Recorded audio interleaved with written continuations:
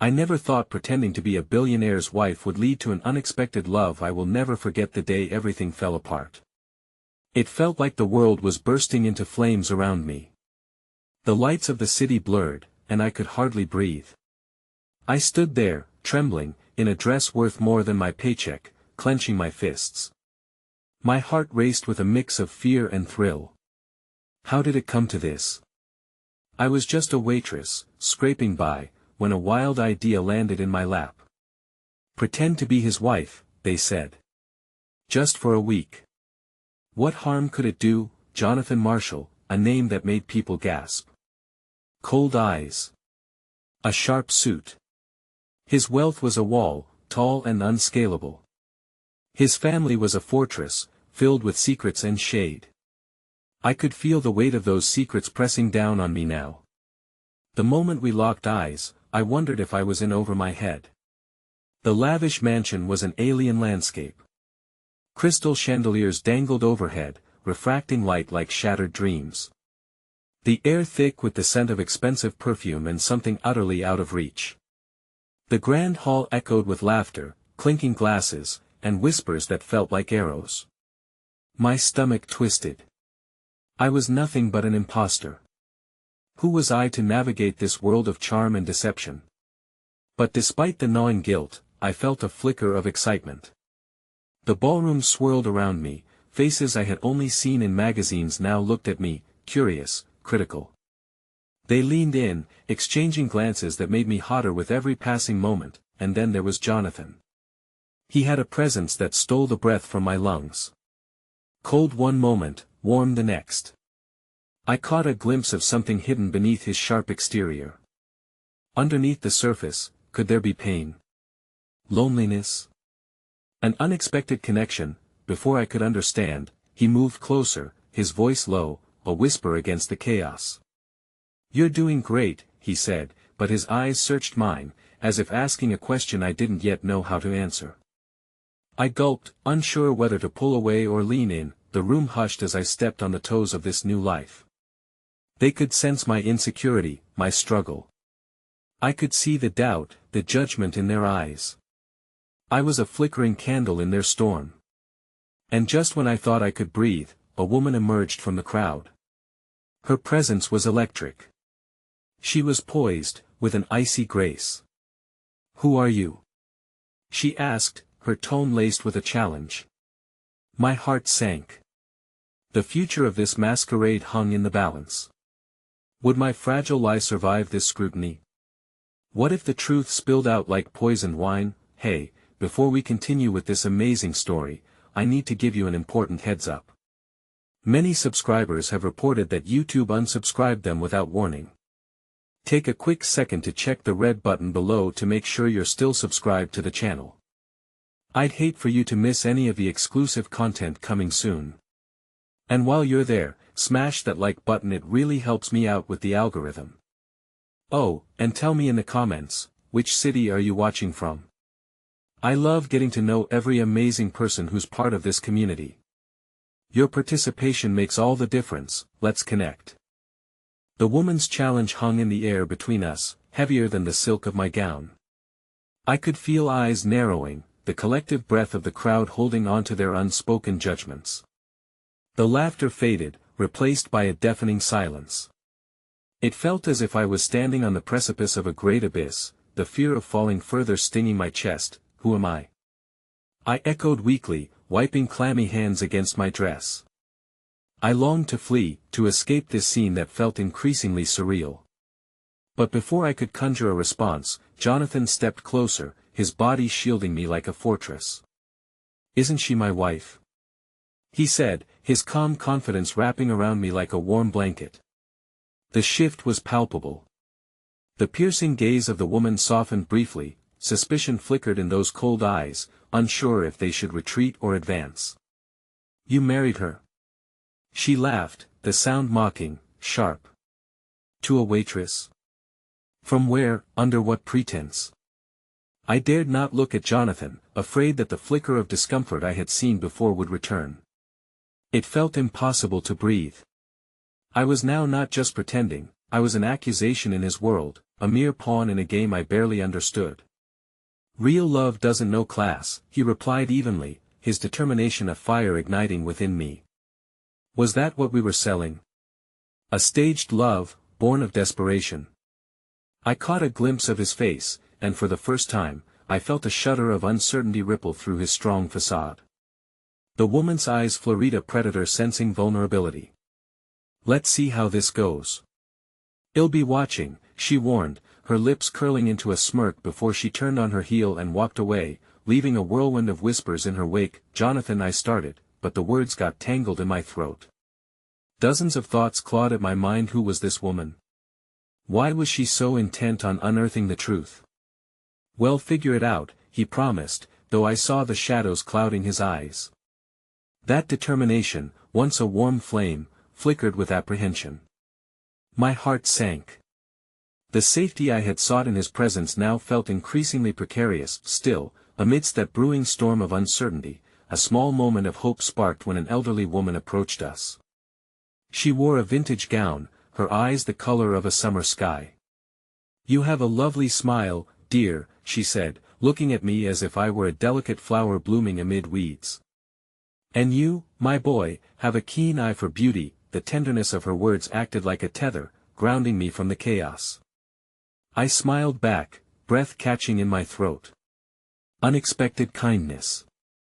It was those fleeting moments that stitched warmth back in a tumultuous night. But the serenity was short-lived. I heard the nearby voices of partygoers decreasing in volume, their whispers slithering back into my ears. A charade, one woman said, the disdain obvious. I give it a week. Jonathan's grip tightened around me as we navigated to a quieter corner, the cacophony of judgment fading into a haunting backdrop. I'm sorry, he murmured, agitation lacing his tone. This is not how tonight was supposed to go. Then how was it supposed to go? I shot back, the frustration spilling over. You should have thought this through instead of dragging me into your tangled web. He looked taken aback, his expression a blend of frustration and something else, something fragile. I thought it would be different. I thought I could protect you. If anyone finds out, the weight of those words suffocated me, heavy with a new understanding of what I had entered. The stakes were higher than I had anticipated, more precarious than I could fathom. But even as I toyed with despair, there was an undeniable pull, a connection I couldn't cast aside. Before I could voice another word, an unyielding burst of laughter echoed behind us, and I turned just in time to catch sight of the woman from earlier, now whispering in Jonathan's mother's ear. Suddenly, every fragment of hope I had cautiously pieced together cracked. A moment of clarity pierced the veil of shock. Was this all a game to them? Was my presence a mere spectacle for their entertainment? Heart pounding, I faced Jonathan. What if they want you to break the illusion? What if my voice faltered? What if they want us to fail? His blue eyes locked on mine, a flicker of understanding shimmering through the storm. Then well, be ready, he began, but then his phone buzzed violently, cutting him off.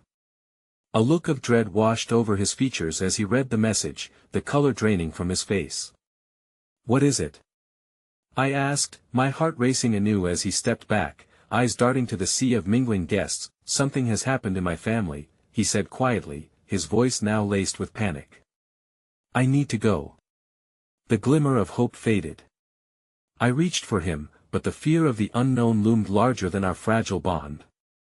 In that moment, I realized the same ignorance that had drawn us together now threatened to tear us apart, and the masquerade had only just begun. The crowd swelled around me, their indifference overwhelming. I felt like a forgotten shadow, a mere ghost floating through the lavish ballroom as Jonathan slipped away, his expression shifting from anxious to grave. The laughter and conversation felt distant, muffled by the realization settling in my chest. I was left standing alone, exposed and vulnerable, my heart racing with unanswered questions. Excuse me, I murmured, stepping aside as the elderly woman who had softened my anguish earlier wafted past again. Seeing the kindness in her gaze felt like an anchor, despite the storm surging within me. Are you all right, dear? She asked, her voice gentle like the flutter of leaves in autumn. For a fleeting moment, I wanted to confess everything, the fear, the uncertainty, and the overwhelming sense of betrayal swelling in my chest. I nodded instead, forcing a smile, but that bright spark of warmth in her eyes deepened my sorrow. It was just a party, wasn't it? I attempted to reassure myself. Things like this happen. But as I turned my gaze to the crowd, I saw the woman from earlier latch onto Jonathan's mother like a parasite. My stomach churned, the fabric of my reality was fraying at the edges. I spotted Jonathan in the distance, his body taut, holding his phone in a vice grip. His hurried whispers were muted by the laughter and chatter that filled the air, and my pulse quickened. What had happened? Excuse me, I implored the elderly woman, my politeness barely masking my desperation. Do you know that woman? She glanced at the woman, her brows furrowing slightly before she replied, That's Charlotte. Well, let's just say she enjoys observing the chaos she can create. As if summoned by my thoughts, Charlotte laughed again, the sound a chilling reminder of my own insignificance. I turned away, instinctively seeking refuge in my memories, the blissful moments we had shared before tonight's unraveling. A flicker of hope sparked again. Maybe Jonathan would be back. Maybe we could salvage this. But the shadow of doubt coiled within me, ready to strangle whatever optimism I could muster. I stole a glance at Charlotte as she circled Jonathan, who looked like a trapped animal, confirming that my fears were more than mere imaginings. The illusion of safety I had held onto was dissolving right before my eyes. Just then, laughter erupted nearby from a group of bustling women adorned in extravagant attire. Their joy seemed almost cruel against my turmoil. I caught snippets of conversations, bits of gossip intertwining like a web around me. Did you see the way she was dressed? One remarked, her tone dismissive. A waitress pretending to fit in. What a joke. Another trophy for Jonathan, another chimed in. I hear she was a last-minute decision. With every word, the ground beneath my feet burrowed deeper into a quagmire of self-doubt.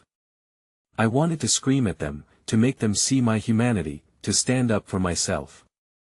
But I felt paralyzed, a puppet caught in someone else's cruel show. Then, the elderly woman approached again, her soft eyes piercing through the fog of isolation. You mustn't let them dim your light, dear.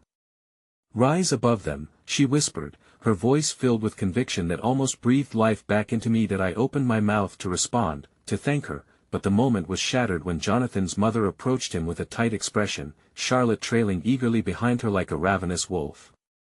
Jonathan, we need to talk, his mother said, her voice steely, edged with concern and a trace of authority. It isn't just about the party anymore. The sinking realization was swift and disorienting. I could feel the weight of their family's secrets pressing down on me, a relentless pressure that dimmed the fragile hope I had managed to cling to. I felt deadened by the enormity of it all, as if I were a mere accessory in their lives, teetering on the brink of being cast aside. Just a moment. I called out, my voice quivering. I pushed through the crowd, desperation igniting my limbs. I had to know what was happening. I had to face whatever demons lurked behind that elegant facade. Please, I said, reaching Jonathan and finding him more distant, trapped in a cocoon of pressing family matters. What's going on? Please tell me. He looked at me, his eyes wide with an unspoken apology that cut through me. It might be serious. I might have to. Before he could finish, the music shifted, and the soft glow of the chandeliers appeared to dim, a palpable darkness closing in. I clutched his arm tighter, something profound in his expression snapping at my fragile resolve. Is this it? After everything? I whispered, pouring the weight of my worry into those 3 words. Are you leaving me? And just as the fear coiled fiercely around my heart, Jonathan's phone buzzed again, the brightness illuminating a message that darkened his face even further.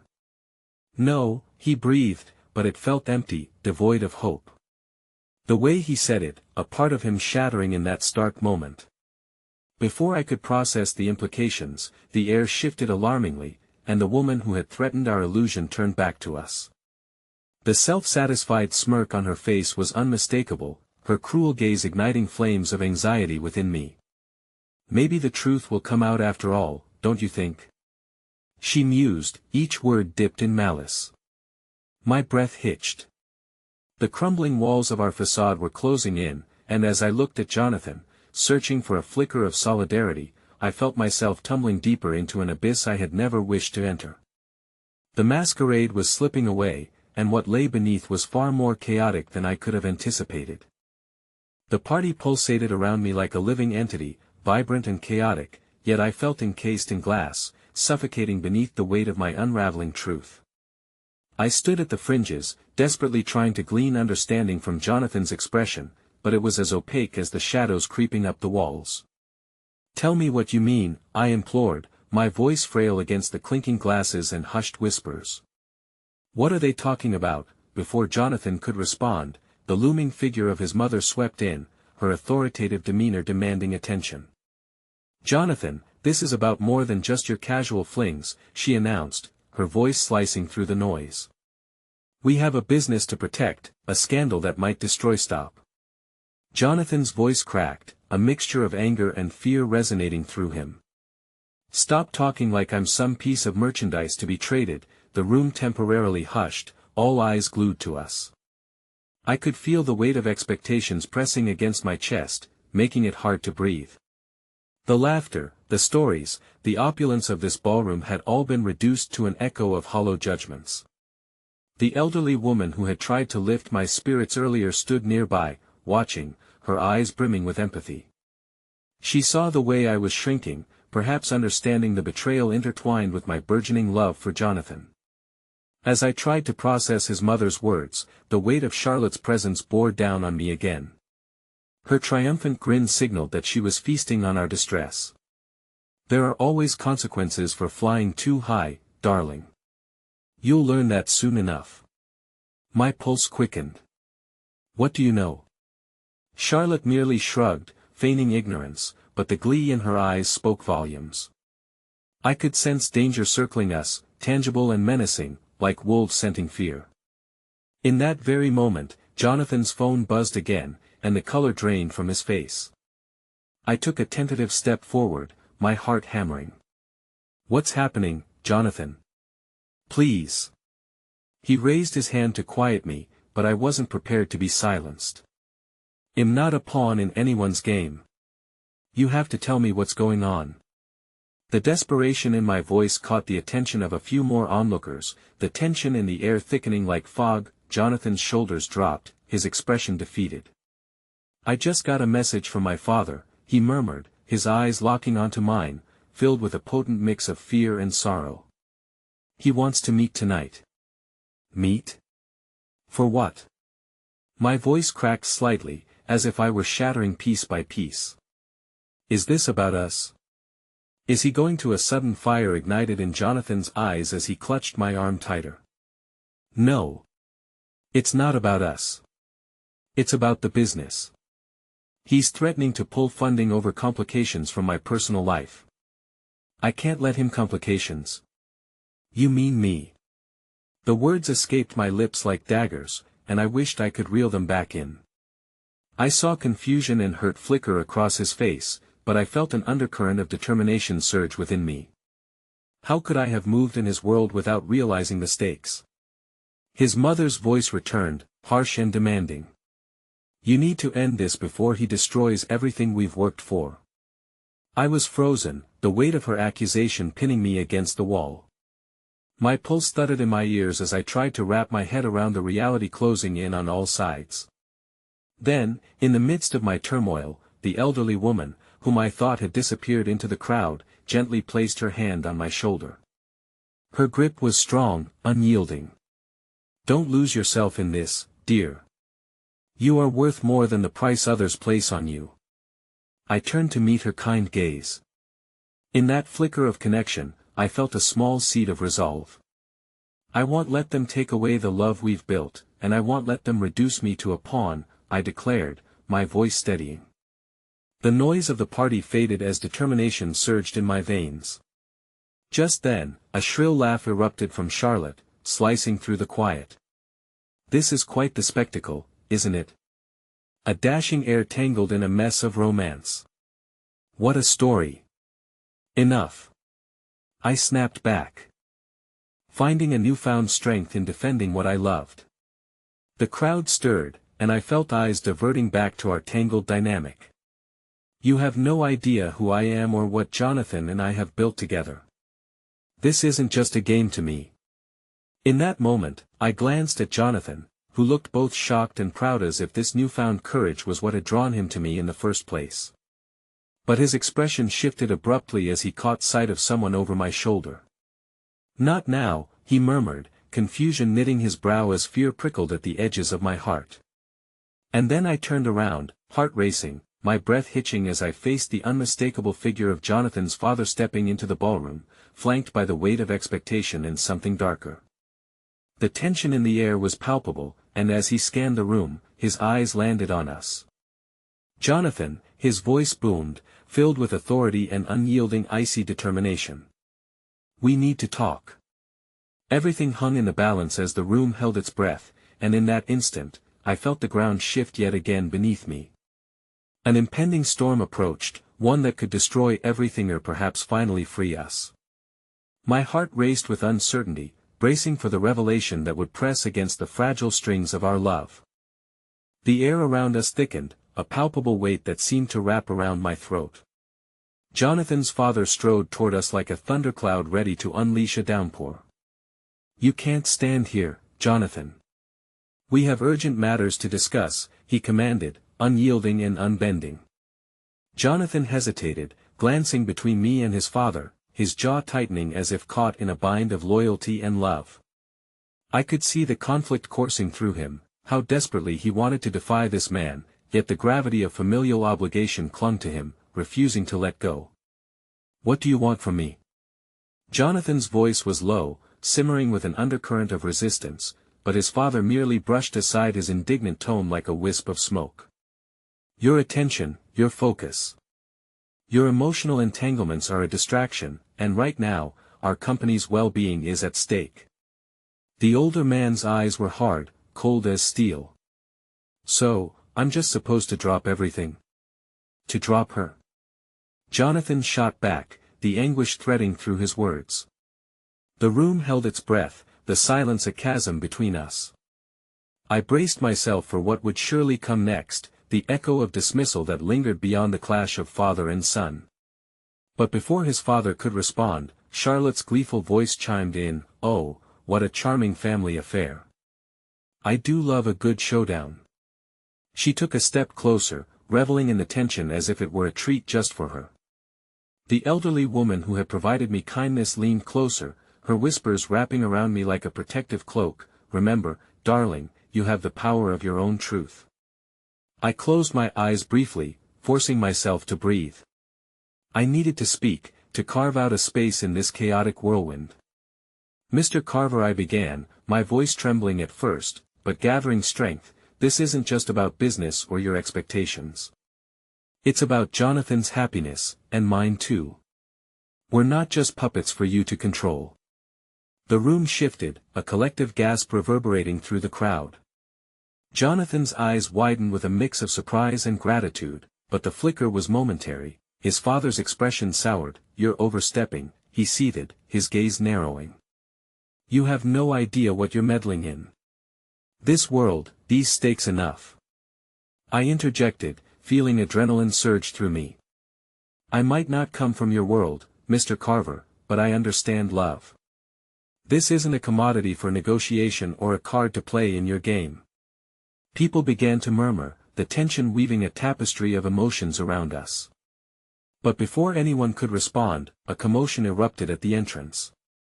A woman, disheveled and panicked, burst through the doors, her voice breaking through the polished walls of the ballroom like an alarm bell. "Jonathan! You have to come. It's about your mother." My heart dropped at the dread flashing across Jonathan's face. His father turned sharply, anger mingling with concern. In that instant, the elegant facade of the party shattered, replaced by a grim urgency. "Stay here," Jonathan murmured to me, his hand slipping from mine as he dashed toward the door, but I felt rooted in place, a sinking feeling gripping my chest. "Don't you dare leave." His father barked, though his tone had softened just enough to reveal a hint of genuine worry. I barely processed their exchange, my mind was racing with the implications of this unexpected interruption. Who was this woman, and what had happened? Would this revelation impact everything we had just fought against? I took a tentative step forward, instinctively reaching out to Jonathan as he disappeared through the doorway. Just as I was about to follow, the elderly woman gripped my arm, her expression urgent. "No, dear. Let him go. Sometimes the storms reveal hidden paths we never thought to take." That I pulled my arm away, desperate. "Both needs me." She shook her head gently. "He needs to find his strength. You must be strong too." The urgency in her voice resonated in the depths of my heart. I turned back toward the crowd, my pulse racing with both fear and resolve. But in that blissful chaos of emotions, something else simmered. Beneath the surface. Charlotte's smile had slipped from her face, abruptly replacing the mirth with something far darker. "This isn't over, dear," she hissed under her breath, her expression suddenly icy. "You may think you're winning, but I promise, there's always a way to turn the tables." A shiver ran down my spine as I met her eyes, realizing that this battlefield was only beginning to take shape. And then, in the chaos of that moment, I made a decision. I would not simply be swept away by the current of Jonathan's world or his family's expectations. Determined, I whispered to myself a soft mantra of hope and bravery. Love was not meant to be confined or compromised, and I wouldn't stop fighting for it. Suddenly, a voice pierced through the air, cutting into the thick tension. "Ladies and gentlemen," someone announced, their tone crisp and authoritative. "I have an important announcement regarding the future of Carver Enterprises." That I felt the earth shift again beneath my feet. My heart wrenched in desperation as I turned toward that source of sound, the impending revelation coiling tightly around my heart. Whatever they were about to say could change everything again. The murmur in the ballroom transformed into a low hum of anxious anticipation, and I felt as though the floor had dropped out from under me. My heart raced, thrumming in my chest as fear and curiosity tangled together like vines. I scanned the faces around me. Some were curious, others calculating, while a few wore masks of fake yet carefully curated concern. Jonathan was still out of sight, absorbed in whatever turmoil awaited him beyond those massive doors. I closed my eyes, summoning the strength of the elderly woman's words. "Sometimes the storms reveal hidden paths," I repeated under my breath, searching for a way to weather this turmoil. The figure that had called for attention ascended the small podium at the other end of the grand hall. I recognized him. He was a senior board member of Carver Enterprises and an old friend of Jonathan's father. His serious demeanor cloaked him in authority, and the way his hands gripped the edges of the podium suggested he understood the weight of what he was about to proclaim. "That I regret to inform you that Mr. Carver Sr. has had to leave urgently," he began, and a collective gasp reverberated through the crowd. Murmurs erupted, each questioning what this could mean for the firm and its leadership. "There's been an incident involving his wife, and we will be providing more information shortly. However, this situation calls for decisive leadership. We cannot afford to falter at such a critical time." As he spoke, I fought to maintain my composure. Thoughts of Jonathan rushed back into my mind. What had happened to his mother? I could feel my anxiety swelling like a tidal wave, threatening to overwhelm me. In a corner, Charlotte leaned against the wall, watching with a smirk that grew wider with every word. I couldn't help but feel exposed under her gaze, acutely aware of how precarious my place felt in this gilded cage of privilege and power. "And as per the company's bylaws," the senior board member continued, "I must remind everyone that in times of transition, it is expected for the next in line to step forward." There was a break in his voice, a hesitation that suggested far more than mere protocol. "We call upon Jonathan Carver to assume leadership during this crisis." Panic rippled through the crowd. The air felt electric, crackling with the weight of unspoken questions. Would Jonathan be able to bear this burden right now? Would he choose family duty over love? I stood frozen as I tried to process it all. It was a moment that stripped the veneer off this grandeur and left only harsh reality. Jonathan's struggle against his father's suffocating expectations and the uncertainty of his mother's condition collided violently with a reality that demanded he assume a role neither of us knew if he was ready for. The sound of footsteps reached my ears, and my heart leapt as Jonathan reappeared, urgency in his eyes that belied a storm brewing just beneath the surface. He rushed forward, a whirlwind of emotions that made the elegant room feel small and stifling. "Jonathan!" I called out, reaching for him as the crowd surged to press closer to the podium, deeper into the chaotic current of gossip and speculation.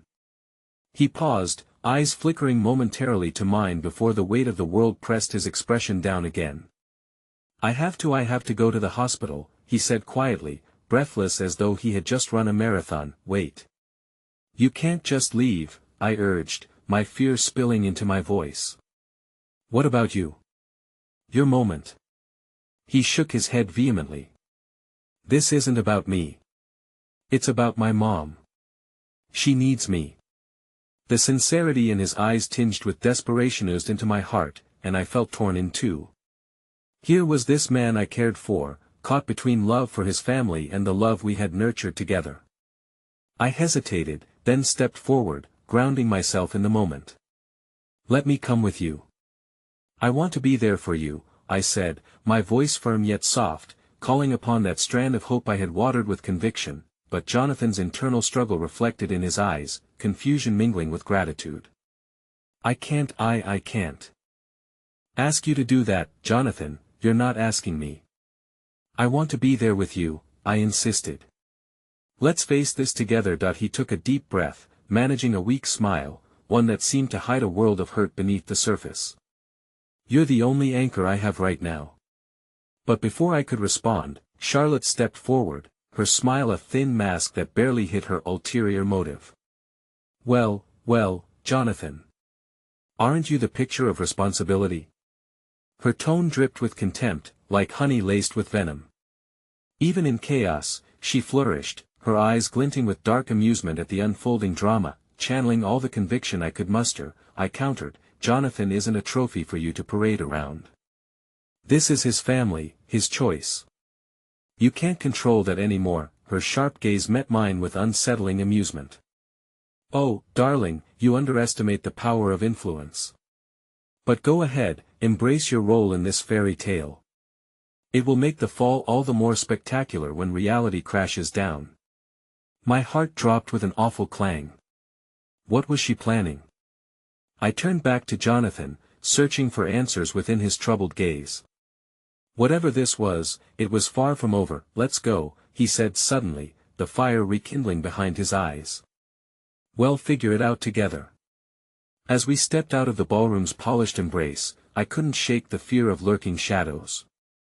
An unseen threat loomed ahead, unfurling twisted schemes against us like a web, threatening to ensnare everything we cared for, and so, as we plunged into uncertainty, the question echoed in my mind: would the love we fought for flourish in the aftermath of this storm, or would Charlotte's shadows eclipse the light we had begun to find in each other?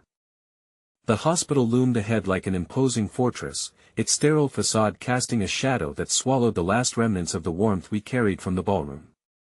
Jonathan's hand gripped mine tightly as we navigated through the automatic sliding doors, each step weighted with silent dread. The scent of antiseptic clawed at my senses, relentless and haunting, as I glanced around at the flickering fluorescent lights and the mournful expressions of people waiting for news of their loved ones. Upon entering the waiting area, the reality hit me hard. I could sense the fear radiating off Jonathan, a pulse of anxiety that shook the air between us. He seemed to shrink into himself, his shoulders rounding like an abandoned statue. I squeezed his hand, desperate to impart strength through my touch, though I felt equally lost. "Jonathan," I started, but his eyes were glued to the receptionist, who was briskly typing away at her computer, oblivious to our turmoil. "Can you check in, please?" he urged, voice taut with worry, and I nodded. I stepped up to the desk, my insides twisting as I stammered out the details of his mother's condition. The words felt slippery on my tongue, uncertain like balloons struggling against the weight of fate. "That I am afraid we cannot provide any information until the doctors have arrived," she said, her voice clinical and distant.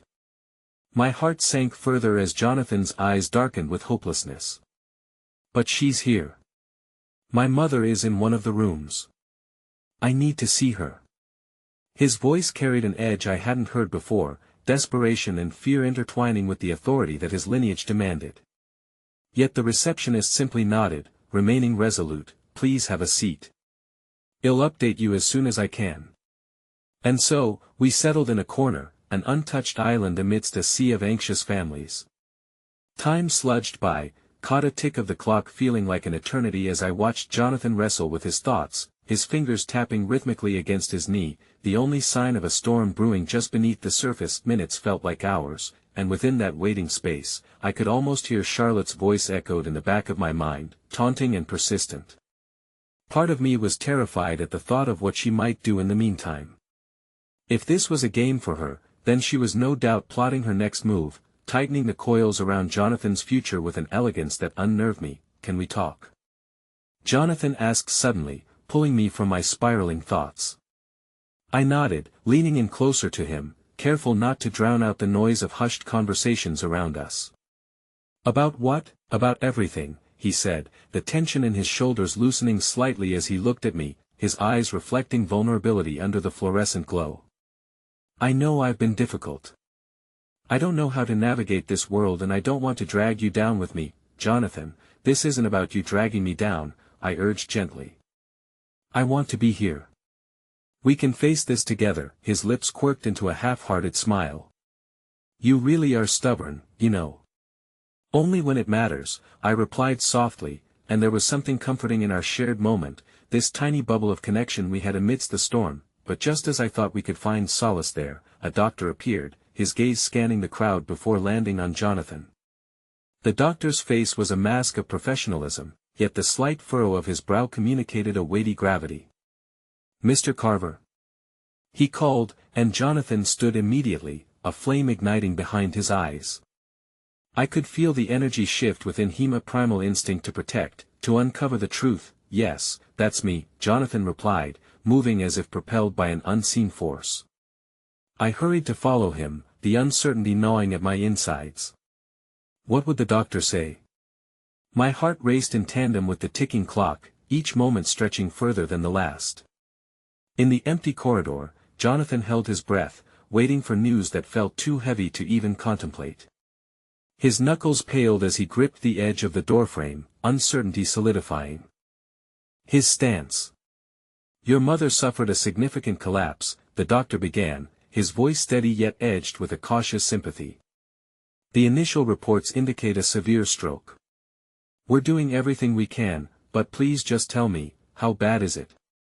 Jonathan's voice shattered a little, crackling with emotion, and I felt the walls closing in around me. She's stable for now, but her chances of a full recovery are unpredictable. It's crucial that you prepare for all possible outcomes.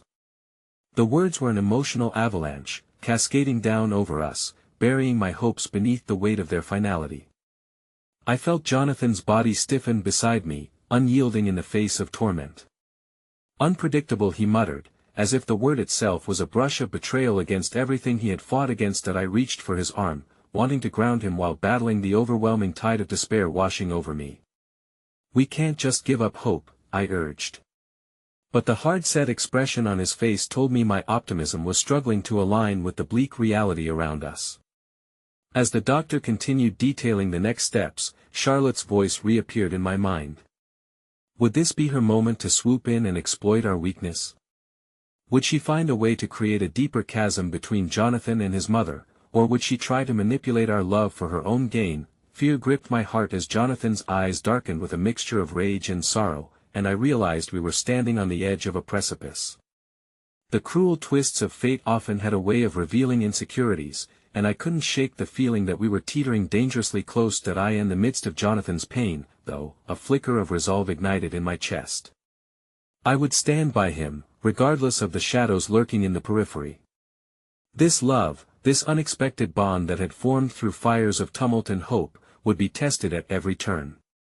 As the doctor walked away, I leaned in toward Jonathan. Whatever happens, we'll face it together, I whispered, but I didn't know if my words were enough. He looked over his shoulder at me, sadness and gratitude melding in his gaze. I don't know what I can promise you about the future or about Charlotte, he replied, his voice a strained whisper. That I gulped hard, knowing this was only the beginning of a much longer fight, one filled with uncertainty and heartbreak. As we braced ourselves for the battle to come, I felt the ground shift beneath me once more, pulling me farther into an abyss of unanswered questions and hidden motives, and just as Jonathan turned to follow the doctor, a message pinged on my phone, a text from Charlotte. "Guess who's planning a surprise? Can't wait to see how this plays out, winky face." A chill swept through me, the air growing heavy as the weight of her words loomed like a dark specter, ominous and unsparingly real. In that moment, I realized the game was just beginning, and we were all unwitting players on a stage set for a far more daunting performance than either of us had anticipated. The hospital's walls closed in around us as I clutched Jonathan's arm, the world outside becoming a blur of muted sounds and shadows. The text from Charlotte pulsated on my screen, a flashlight illuminating the depths of my uncertainty, each word a reminder that the world outside was spinning on a different axis, one where malice took joy in the suffering of others. "Are you ready to go in?" I asked, the question laced with a tentative hope that things might improve. Jonathan squared his shoulders, his jaw set tightly as he tried to ignore the tremor in his hands. "We have to be," he said, but his eyes betrayed a fracture, a glimpse of the turmoil roiling beneath his carefully constructed facade. With a deep breath, we entered the room where his mother lay, enveloped in tubes and machinery, the rhythmic beeping of the monitors a solemn reminder of her precarious state. The sight was equally heartbreaking and daunting. A woman who had once brimmed with life now reduced to the fragile state of breath and silence. His mother's face was pale, ostensibly serene, but Jonathan's expression twisted further with each labored breath she took. I stepped closer, squeezing his hand gently, thankful for the warmth and steadiness he still managed to offer despite the chaos. "Mom," he whispered, the vulnerability in his voice causing my heart to clench. Now was not the time to crumble. As we stood there, I could feel time wrapping around us, stretching as if we were caught in an endless moment of grief. I searched for signs of comfort, bright points in the midst of this darkness, but it was Jonathan's quiet strength that steadied me. I had wanted to protect him from the storm that loomed around us, but here he was, exposed to it, standing tall for his mother even as he swayed on the precipice of despair. "Do you think she can hear us?"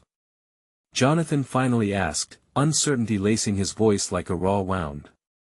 "I believe so," I said softly, stepping closer to her side, brushing back a stray hair that clung to her forehead. "You should talk to her. She needs to know you're here." Jonathan nodded, that brief moment of connection between us igniting a flicker of courage within him.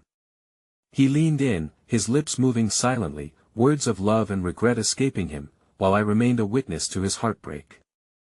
The minutes stretched into an eternity of whispered secrets and unyielding hope. I could feel my heart aching for the family that was fighting to keep its semblance of integrity. Just as I began to lose myself in the moment, my phone buzzed again, a reminder of the impending storm that followed us. "Are you busy?" Read the message, followed by a string of playful emojis from Charlotte that mocked the weight of our situation. I stared at my phone, torn between ignoring her insipid distractions and the gnawing worry that she would plummet into our lives again at the worst possible moment. Of course, I had chosen to keep my phone on silent, out of respect for Jonathan's mother. Yet, the tension in my chest only grew, reminding me that her shadow loomed not only in Jonathan's life but also in mine. With a resolve I didn't fully comprehend, I chose to respond, "Not too busy. Just here for Jonathan. You should know that this isn't a game." The unyielding beep of the hospital machinery seemed to echo the rhythm of my heartbeat. Beneath that veneer of indifference, I knew she would respond. She always did, twisting words and emotions with an elegance that disguised her malice. As if on cue, just as I sent the message, I caught the unmistakable scent of flowers creeping in from the hallway. My heart dropped as a familiar figure stepped into the room, Charlotte. She entered like a beam of misguided sunlight, her vibrant smile stark against the sterile backdrop of the hospital. "Hey there."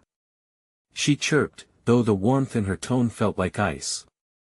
"I came to check on you. I heard about your mother, Jonathan." The way her eyes sparkled didn't match the gravitas of the situation.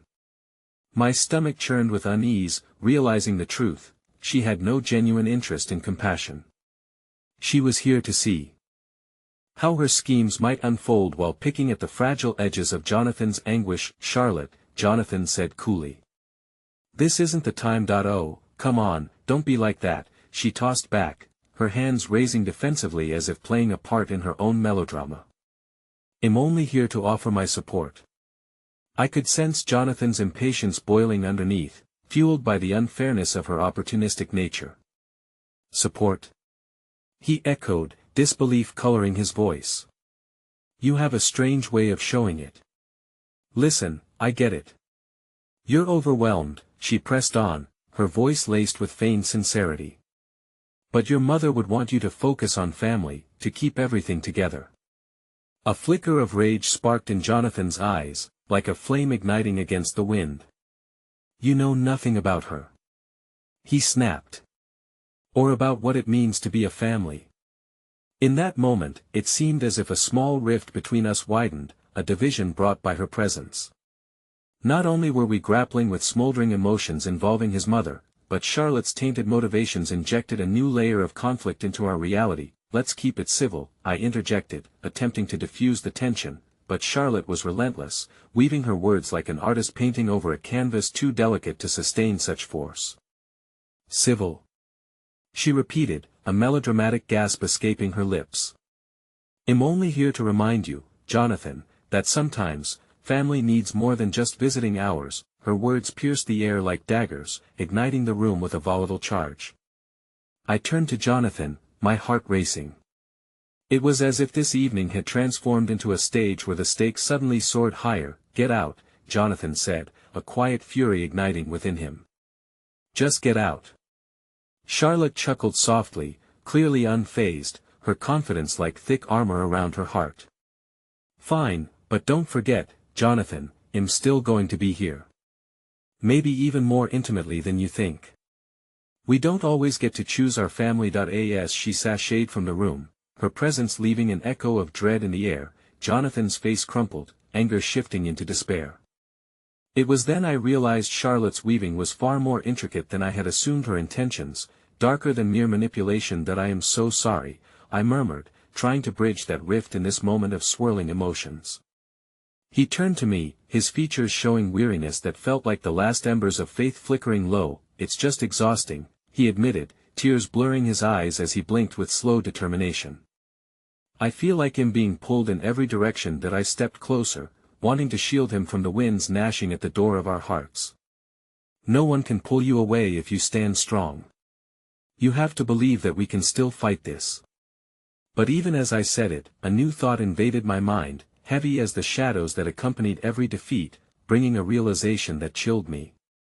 What if Charlotte's words held a deeper truth?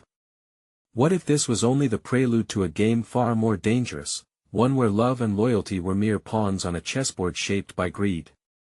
And just as that thought solidified, my phone vibrated again, another push from the outside world.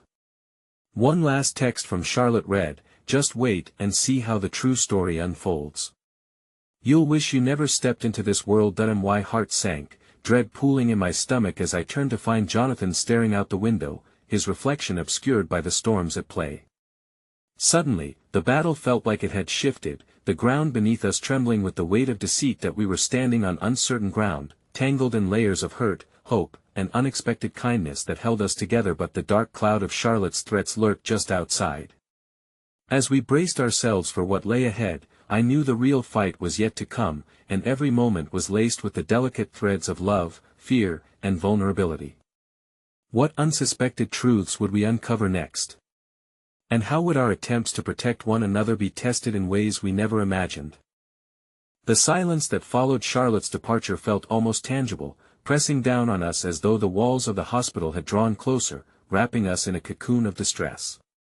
Jonathan stared vacantly out of the window, his breaths coming shallow, each inhalation a hesitant grapple for control against the tempest of emotions swirling within him. I wished to reach out and pull him back, to give him a flicker of solace amidst the encroaching shadows. "She's always been like this." Jonathan finally broke the silence, his voice low and strained. "I thought I could keep her out of my life. But here she is, taunting me in my mother's worst moment." I watched him, a man caught between the past and the present, aching under the weight of betrayal while desperately clinging to remnants of hope. In that split second, I wanted nothing more than to neutralize the venom Charlotte injected into our lives, to shield him from her words that coiled tighter around his heart like barbed wire. "I'm sorry she came here," I whispered, my heart aching to provide comfort.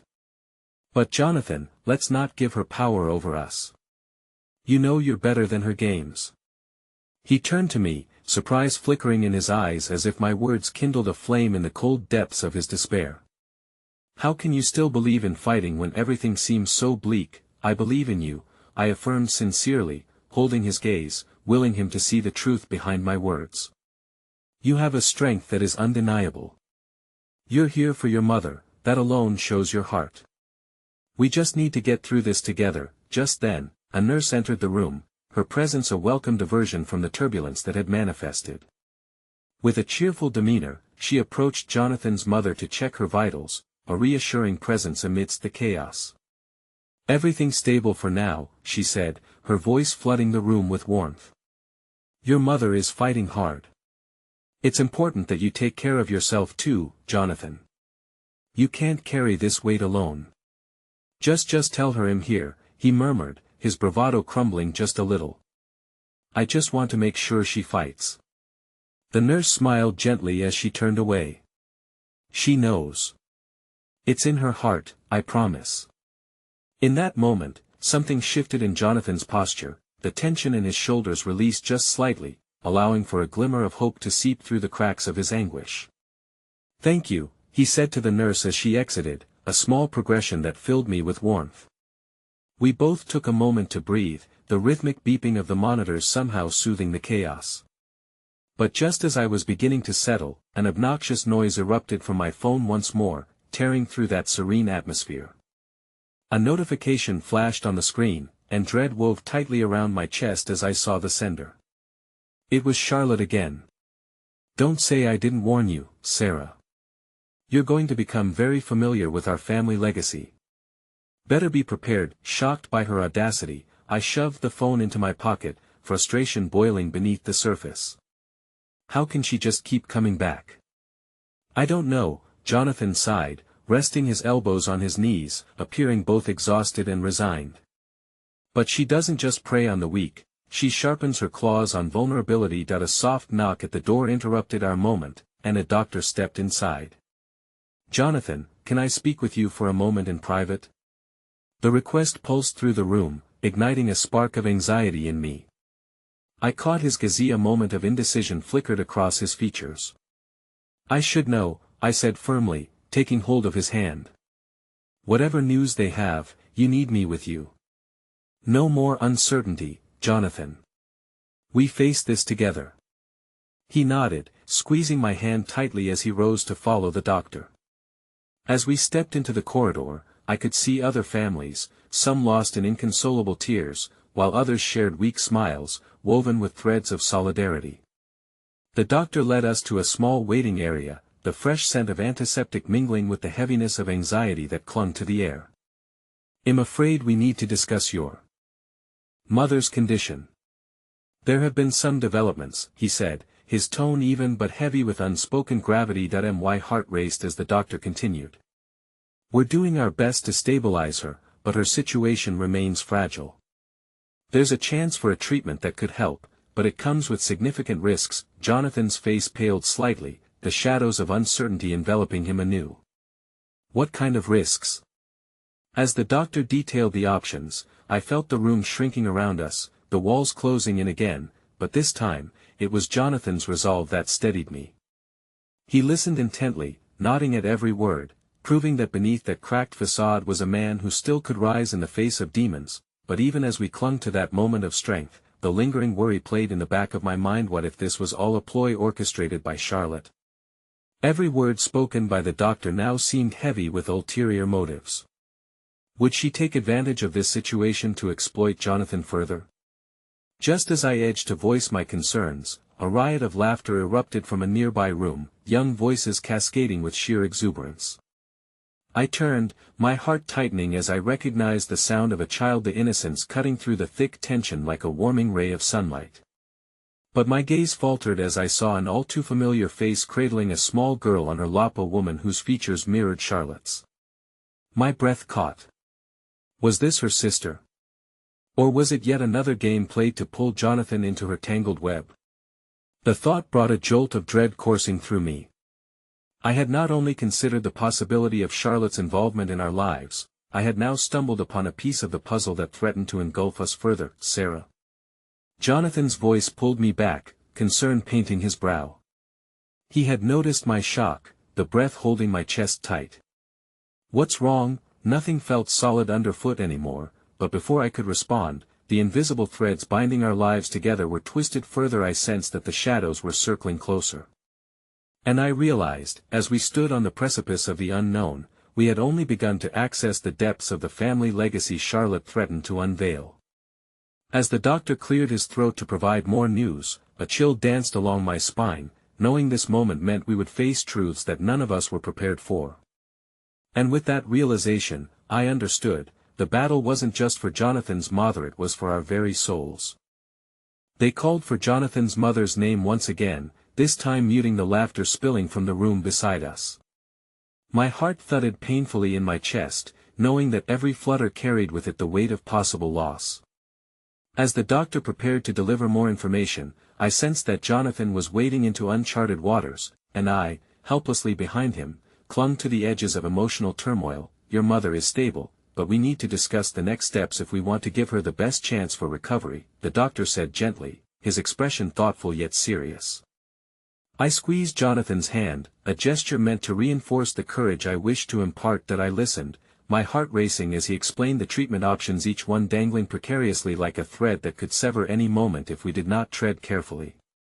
Jonathan nodded along, his expression serious, yet I could see the storm brewing in his eyes.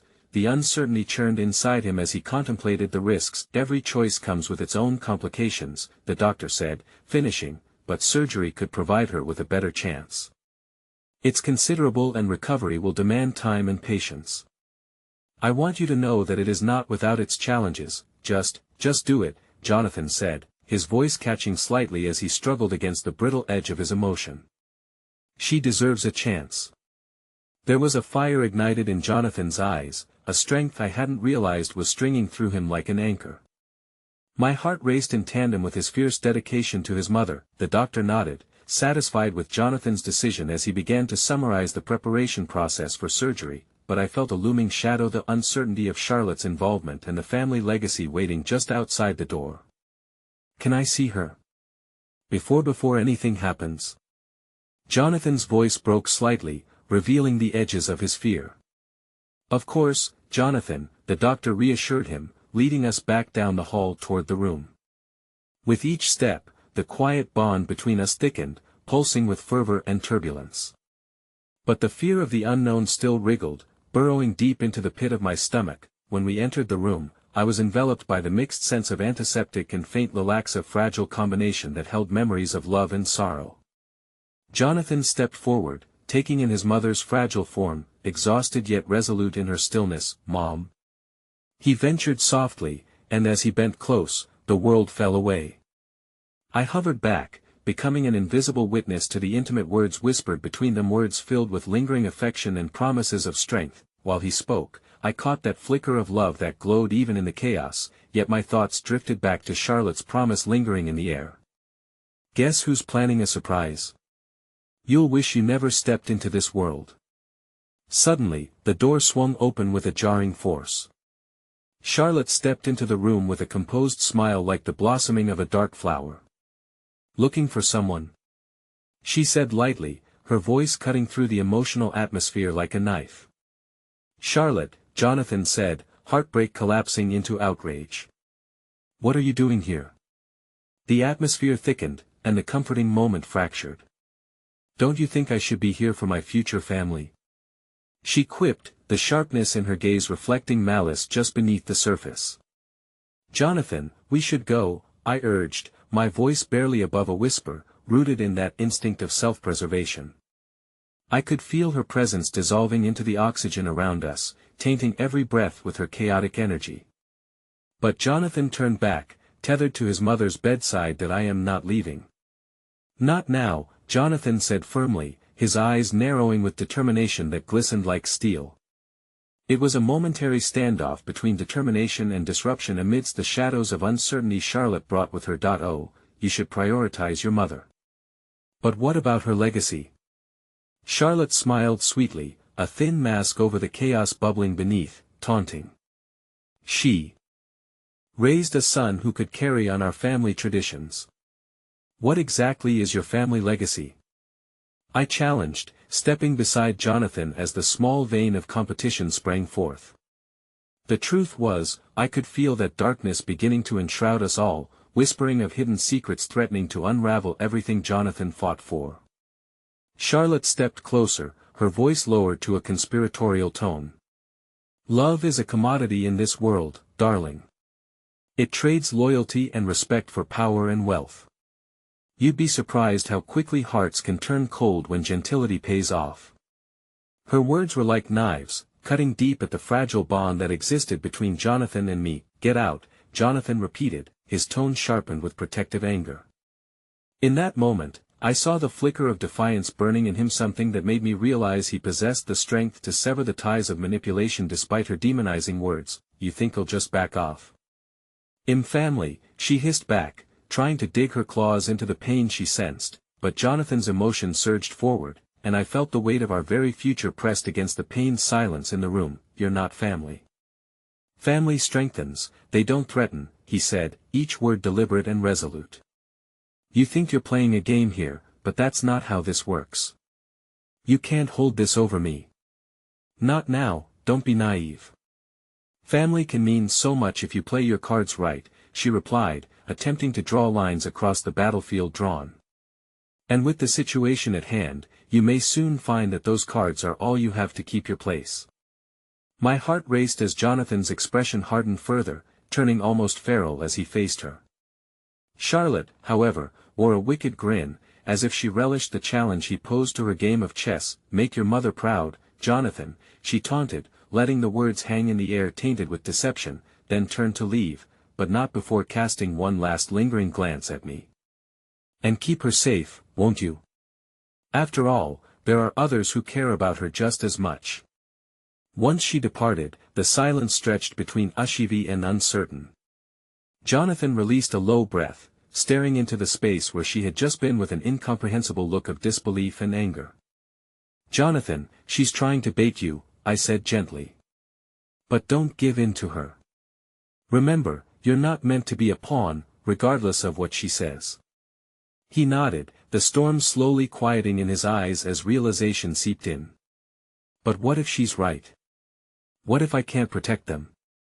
The panic resurfaced, threatening to claw back through the thin veneer of resolve. No, I insisted firmly, stepping closer until our arms brushed together, offering warmth and a sense of unity still tethered.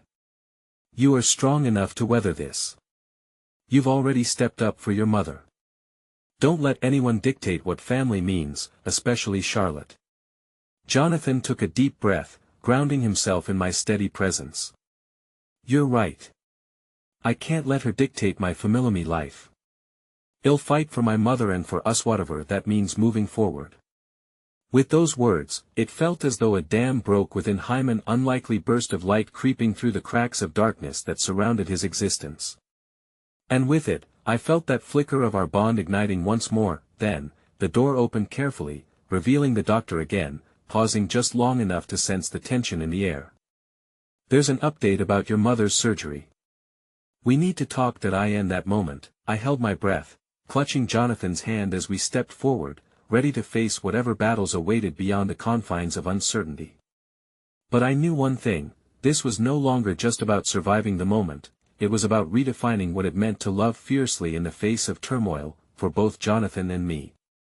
And as the door closed behind us, I resolved that Charlotte would not win. We would stand as a united front ready to confront the tempest together, preventing the darkness from consuming everything we'd fought to build. In that readiness, I could sense a truth.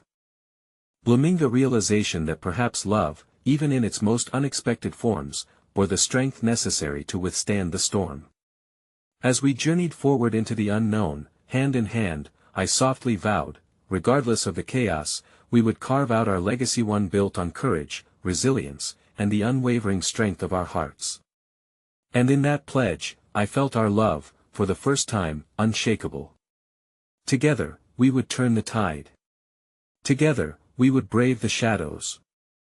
And with every step taken, I felt the growing weight of what we could forge hand in hand, a future not just defined by circumstance, but one glowing with the light of love found amidst the darkest corners of the world. Because sometimes, the greatest victories come not from conquering others but from conquering ourselves, allowing ourselves to be brave enough to face the storms with unwavering hope. As we turned toward the doctor, I could feel a shift in the air, an awakening of possibility. Our fate was not entirely unwritten. This was our journey, and in that realization, I found freedom, and though uncertainty loomed ahead like a shadow, I clung to Jonathan, knowing we could weather any storm. "Let's face whatever comes next together," he said, and I nodded, our paths instinctively entwined, embracing the promise of what awaited us, a testament to love's remarkable power to fuel our fight even in the darkest of times. And as we stepped forward hand in hand toward the doctor's voice, I whispered softly, "Together." Because that was the heart of it all, the unwavering truth threading through every facet of our chaotic journey, love emboldened by unity, illuminated by purpose, and forever intertwined in the pursuit of the light. As we walked forward, footsteps echoing down the sterile corridor, I felt the remnants of an unexpected comfort warmth course through us. The path ahead remained uncertain, but together we would navigate the trials still to come, and in that navigation, we would forge a new story, one defined wholly by love and resilience. And as I took Jonathan's hand in mine, I whispered a silent promise to face whatever comes next, cradled by the unshakable strength we had found in each other. And perhaps it was in that resolve, in that fierce determination, that we began to truly understand what it meant to belong, to carve out our path, to honor our souls through love's remarkable embrace. After all, destiny could wait, we were embracing the wondrous power of the now. For in the end, it was not above choosing battles, but in creating the legacy we wanted to write together. And within that power, I found hope, the most extraordinary kind, radiating like the light seeping through the cracks, reminding us that even through the darkest trials, love always finds a way to shine through in the most unexpected of ways.